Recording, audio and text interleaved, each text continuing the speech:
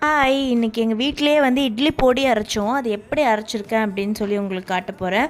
First வந்து ஒரு கடாய் வச்சுக்கோங்க. கடாய் நல்லா ஹீட் ஆனதுக்கப்புறமா நான் 100 கிராம்ஸ் வந்து பிளாக் உளுத்தம் பருப்பு எடுத்திருக்கேன். பிளாக் உளுத்தால்.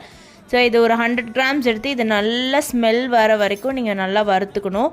ஸோ இது கூடயே வந்து 1 ஸ்பூன் ஆஃப் ஒயிட் உளுந்தப்பருப்பு அண்ட் இன்னொரு 1 ஸ்பூன் ஆஃப் கடலைப்பருப்பு, இது ரெண்டுத்தையும் போட்டு அந்த ஒயிட் கலர் உளுத்தம்பருப்பு கலர் சேஞ்ச் ஆகிற வரைக்கும் நல்லா இந்த மாதிரி வறுத்துக்கோங்க. இதெல்லாமே நல்லா வறுத்ததுக்கப்புறம் நீங்கள் ஒன்று வாயில் போட்டு பார்த்தீங்கன்னா நல்லா கருமுருன்னு இருக்கும். ஸோ அப்போ வந்து அது நல்லா இதுவாகிடுச்சுன்னு அர்த்தம், வறுத்துருச்சுன்னு. அதை ஒரு மிக்சர் ஜாரில் மாற்றிக்கிட்டு நெக்ஸ்ட்டு 50 கிராம்ஸ் வந்து பிளாக் செசமே சீட்ஸ் எடுத்திருக்கேன், கருப்பு எள்ளு. ஸோ இது வந்து 50 கிராம் எடுத்திருக்கேன். இதுவும் நல்லா இந்த மாதிரி வறுத்துக்கோங்க. வறுத்துட்டு இதை வந்து மிக்சர் ஜாரில் ஆட் பண்ணாதீங்க, ஏன்னா இது ஆயில் ரிலீஸ் ஆகும். ஸோ இதை தனியாக ஒரு பிளேட்டில் எடுத்து வச்சுக்கோங்க. நெக்ஸ்ட்டு வந்து நான் ஒரு 10 காஞ்ச மிளகா எடுத்திருக்கேன் அண்ட் வந்து ஒரு கை வந்துட்டு பூண்டு எடுத்திருக்கேன். இது ரெண்டும் இந்த மாதிரி வறுத்து பூண்டை மட்டும் பிளேட்டில் வச்சுக்கோங்க. காஞ்ச மிளகாவை திருப்பியும் நான் வந்துட்டு மிக்சர் ஜாரில் ஆட் பண்ணிக்கிட்டேன். நெக்ஸ்ட்டு ஒரு கைப்பிடி வந்து கருவேப்பிலை போட்டுக்கிட்டேன். கருவேப்பிலை ஆட் பண்ணால் ரொம்ப சூப்பராக இருக்கும்.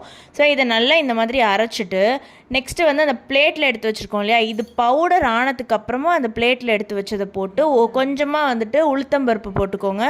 போட்டுட்டு கொஞ்சமாக பெருங்காயத்தூள் நான் ஆட் பண்ணியிருக்கேன். இது நல்லா அரைச்சோன்னே இந்த மாதிரி பவுடராக வரும், நல்ல ஸ்மெல் வரும், சூப்பராக இருக்கும். கண்டிப்பாக கருவேப்பிலை ஆட் பண்ணிக்கோங்க, அதுதான் உங்களுக்கு மேஜிக் மாதிரி கொடுக்கும். ஸோ இதை வந்து நீங்கள் இட்லியோடு நான் இன்றைக்கி தொட்டு சாப்பிட்டோம், ரொம்ப எம்மியாக இருந்தது.